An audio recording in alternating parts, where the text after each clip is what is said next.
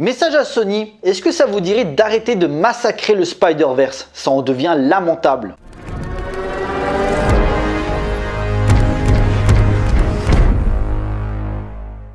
Bonjour à tous, il va être question de Morbius, réalisé par Daniel Espinosa.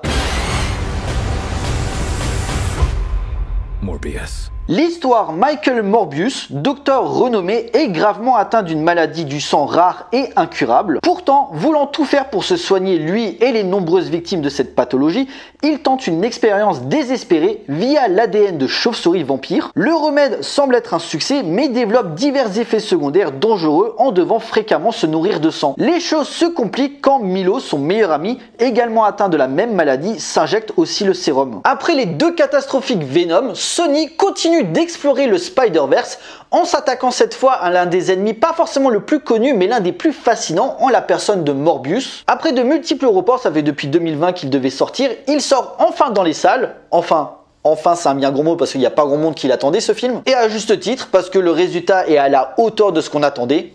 Nul. Je vous préviens d'avance, la vidéo va pas durer très longtemps parce que c'est d'un vide artistique et ça a été 1h40 de souffrance pour moi. Je peux comprendre en soi la volonté de Sony à vouloir créer un univers étendu à travers la licence Spider-Man. Après tout, Spider-Man No Way Home a cartonné. Spider-Man plaît aux fans et même si c'est loin de faire l'unanimité, ça rapporte du fric, donc niveau marketing, c'est tout bénef. Daniel Espinosa, réalisateur des inégaux mais efficaces life et sécurité rapprochée, s'empare du projet pour raconter les origines de cet homme devenu vampire, méchant mais pas trop parce qu'on reste dans la mentalité Marvel. Je veux dire, même si tu traites d'une figure horrifique comme le vampire et qu'il y a quelques jumpscares par-ci par-là, même un gosse de 10 ans il peut le regarder ce film sans être choqué. Abandonne tout espoir, toi qui entres dans le Spider-Verse, car on a affaire à une bonne bousasse qui donne presque envie de réévaluer des films comme Elektra, Ghost Rider, Les 4 Fantastiques ou encore Wolverine Origin, c'est dire le niveau. Morbius est une origin story réduite à une accumulation de clichés qui reprend la même formule que Venom. Je veux dire, tu remplaces le symbiote Venom par le sérum vampire,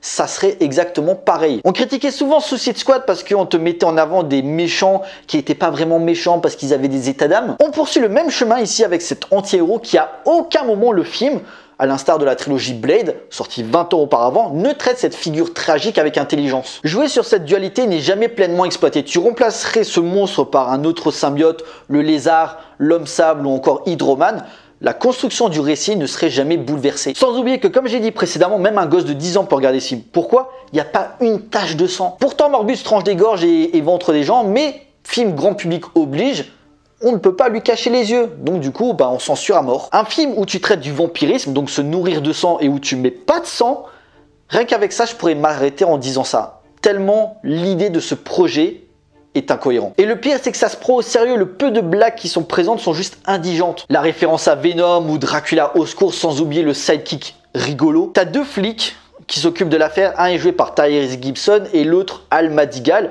et lui en fait, quand il parle, quand il ouvre la bouche, c'est que pour sortir des blagues, mais elles tombent à chaque fois à plat. Est-ce qu'il y a des qualités? J'en vois deux et encore une c'est mitigé. La première c'est Matt Smith qui, comme vous en doutez, est le méchant du film. Il joue Milo, le meilleur ami de Morbius, qui, quand il absorbe le sérum, accepte totalement sa condition de vampire. Et quitte à jouer dans de la merde, il cabotine à fond, il a l'air investi, en tout cas un minimum plus que les autres. Et la deuxième, c'est lors du combat final où Morbius est en train de se faire défoncer par Milo, et à un moment, il est à côté d'une flaque d'eau, et il utilise ses pouvoirs pour créer des ultrasons, et à ce moment-là, tu as une nuée de chauves-souris qui débarquent pour attaquer Milo. L'idée est vraiment intéressante, sauf que ça dure 30 secondes. C'est dommage. Pour le reste, les scènes d'action, c'est une bouillasse numérique, c'est illisible, que ce soit la scène dans le bateau, celle dans le métro ou encore le combat final où Milo et Michael Morbius se battent dans les airs. Il n'y a pas un plan où tu comprends quelque chose. C'est tout noir, tu comprends rien. Le film a coûté 75 millions de dollars, tu t'attends quand même à un minimum de qualité niveau effets spéciaux. Surtout dans un film de super-héros. Non, il n'y a rien de tout ça, c'est juste un crachat pour tout fan de comics qui se respecte. On ne peut pas se satisfaire de ça. Et puis ça te pique des scènes d'autres films, genre celle où l'infirmière se fait attaquer dans le couloir. C'est The Grudge, avec les lumières qui s'allument et qui s'éteignent à mesure que le vampire se rapproche de sa victime. Ça arrive de citer d'autres œuvres, mais évite de faire un copier-coller parce que c'est juste la honte là. Sans oublier la sexualisation chez Marvel, alors ça j'appelle ça le plan Chris Hemsworth. Quand tu le vois dans Thor, t'as l'impression que c'est dans son contrat, il faut un moment que tu le vois torse nu avec ses tablettes de chocolat. Là c'est pareil, au début Morbius, à cause de sa maladie, il marche avec des béquilles, il est tout faible, ça se voit vraiment que la maladie affecte son corps. Et au moment où il se transforme en vampire, donc il commence à boire du sang, il devient tout musclé, tout bien. Genre, t'as ce plan où tu le vois avec les tablettes de chocolat, tu dis, hey, je suis Jared Leto, t'as vu le beau gosse que je suis? Ça dure 5-10 secondes, ça y est, c'est bon, vous l'avez le plan, je peux remettre ma chemise. Mon Dieu. La musique de Brian Tyler qui te pique des sonorités des films Batman, tellement il n'est pas inspiré, tellement le film ne l'inspire pas. Il y a des moments, quand tu écoutes, tu dis, on dirait qu'il a piqué des thèmes de Hans Zimmer sur la trilogie Dark Knight. Je pourrais continuer comme ça, mais c'est toujours pareil avec ce type de film. Les scènes d'action sont lamentables, le casting est une catastrophe. Tyrese Gibson qui passe son temps à tirer la tronche, Jared Leto qui est aux abonnés absents, Jared Harris, pourtant j'aime beaucoup cet acteur, il est venu pour le chèque, même sa mort elle est ridicule. Sans oublier Adriana Arjona qui joue Martine Bancroft, donc la collègue de Morbius qui sert juste de love interest. Et genre à la fin quand elle ressuscite en vampire, d'ailleurs faudrait m'expliquer pourquoi elle se transforme en vampire et pourquoi les autres victimes qui sont fait tuer, que ce soit par Morbius ou Milo, pourquoi eux ne se transforment pas en vampires. De toute façon, la cohérence dans ce film, c'est juste une vaste blague. Après, on va me dire, ouais, tu pourrais développer ça et ça, mais j'ai pas envie. Le film, il fait pas d'effort pour être un tant soit peu créatif, un tant soit peu divertissant, ni même, je demande pas que ça soit un chef-d'œuvre, mais qu'il soit un minimum correct, qu'il ait une identité. Et après, Jared Leto qui a le culot de dire, ouais, si le film ne va pas marcher, c'est parce que il a été souvent repoussé, il y a eu la pandémie et tout ça. Non, c'est juste que c'est de la merde ton film. On pourrait aussi parler des scènes post-génériques qui résument parfaitement le problème du film. Et c'est même pas du spoil, hein, parce que ce que je vais annoncer, en fait, tu le voyais déjà dans les bandes annonces. T'as une scène dans la prison où tu vois Adrian Toomes, donc Michael Keaton, le vautour, il débarque dans cette dimension. Je sais pas pourquoi, je pense que c'est les événements de No Way Home, peut-être. Il est libéré parce que on ne connaît pas cette personne, on sait pas qui c'est, donc on le libère. Et d'un coup, tu as une autre scène post-générique, 10-15 secondes après, tu aurais très bien pu les coller en même temps, mais c'est pas grave, où il rencontre Morbius. D'ailleurs, il se rencontre avec la tenue du vautour, avec quel argent, avec quelle technologie tu as construit cette nouvelle armure du vautour, on sait pas. Et il lui dit, ouais, je suis lié à un mec qui s'appelle Spider-Man, j'aimerais qu'on fasse équipe. Et lui, Morbius, il est là, ouais, intéressant. Comment ça intéressant? Pendant 1h40 du film, on nous présente Morbius comme quelqu'un de gentil, c'est pas pour rien d'ailleurs qu'il affronte Milo, puisque lui a accepté sa condition de vampire, c'est pour ça qu'il se met sur la gueule. Donc on pensait vraiment que c'était quelqu'un du bon côté et qui évitait de tuer les gens. Et là maintenant il dit intéressant. Pourquoi? Non, c'est juste incohérent. Et tout ça pourquoi? Pour annoncer les Sinistres 6. Avec quel Spider-Man? Tom Holland, Andrew Garfield, Tobey Maguire? Ça n'a que peu d'importance en fait. Et en fait la question qui me vient à l'esprit, après avoir vu ça, il y a encore des gens qui sont intéressés par le Spider-Verse de Sony.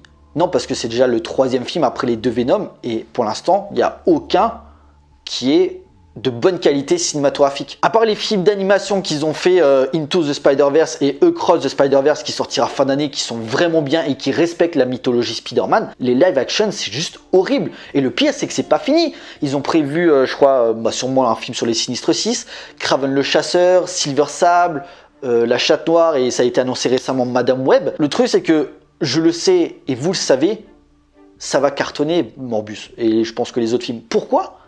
Parce que l'exemple le plus probant, c'est l'année dernière, Venom 2, Let There Be Carnage, qui je rappelle c'était mon pire film de l'année, a été je crois le 2e ou 3e plus gros succès de l'année, derrière Spider-Man No Way Home. Pourquoi Sony devrait s'emmerder? Pourquoi se dire ouais on va faire un truc un petit peu ambitieux, on va faire des bonnes scènes d'action, on va faire un bon film? Non, pas besoin, pourquoi on s'emmerde? Le film de super-héros c'est à la mode, les gens se déplacent en masse pour aller voir ça, pas besoin. Tu mets 2-3 petits clins d'œil, tu mets 1 ou 2 scènes post-génériques pour annoncer ce qui va arriver par la suite. Tu fais peut-être des petites références à Spider-Man. C'est bon, il est content. Tu peux le prendre pour un con, ça me suffit. Et c'est même pas que ça m'énerve, ça me rend juste triste. Parce que les comics Marvel et DC, on a grandi avec ça. On a aimé ces personnages. Et le fait que le cinéma, qui est un média extraordinaire, parce que ça peut mettre en image, tout est fantasme de voir Spider-Man sur grand écran, Batman sur grand écran, Superman sur grand écran. Tu te rends compte qu'aujourd'hui, c'est que du marketing. Et la qualité ne résume plus. En fait, le public aujourd'hui, il a juste les films qu'il mérite. Et vous savez, j'ai même pas envie de vous insulter. Après tout, vous faites ce que vous voulez de votre argent. Moi, peut-être ma critique, vous en foutez. De, il crache sur Morbius, moi je vais quand même aller le voir. Vous faites ce que vous voulez, votre argent. Si vous voulez le dépenser par les fenêtres, tant pis pour vous. Moi, j'ai juste un truc à vous dire. Cette semaine, il y a un autre film qui est sorti, ça s'appelle Freaks Out. C'est un film de super-héros italien fait par, je pourrais plus vous dire son nom, il avait fait, on l'appelle Gigrobot, qui était sorti il y a 3-4 ans, qui était génial. Le film pue la créativité. Ça déborde d'idées de mise en scène juste dingue à la minute. D'ailleurs, ça sera la prochaine critique qui sortira mercredi où je serai là pour vous dire pourquoi ça c'est génial et pourquoi Morbius est symptomatique du problème qu'on a aujourd'hui dans le divertissement américain. Et surtout, les gens qui voudront débattre avec moi parce qu'ils ont aimé Morbius, j'ai même pas envie de les écouter. Si vous aimez Morbius, arrêtez de voir des films. Arrêtez le cinéma parce que vous faites du mal au cinéma. On ne peut pas, juste parce que c'est Spider-Man, on ne peut pas se satisfaire de ça.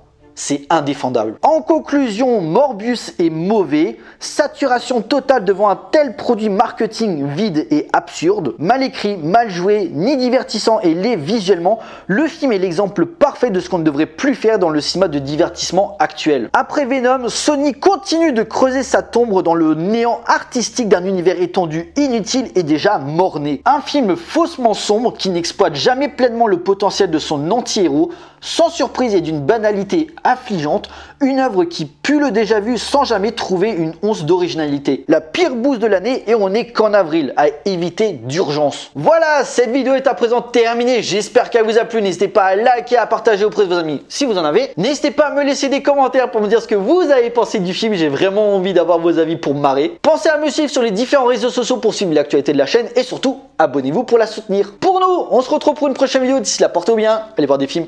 Ciao.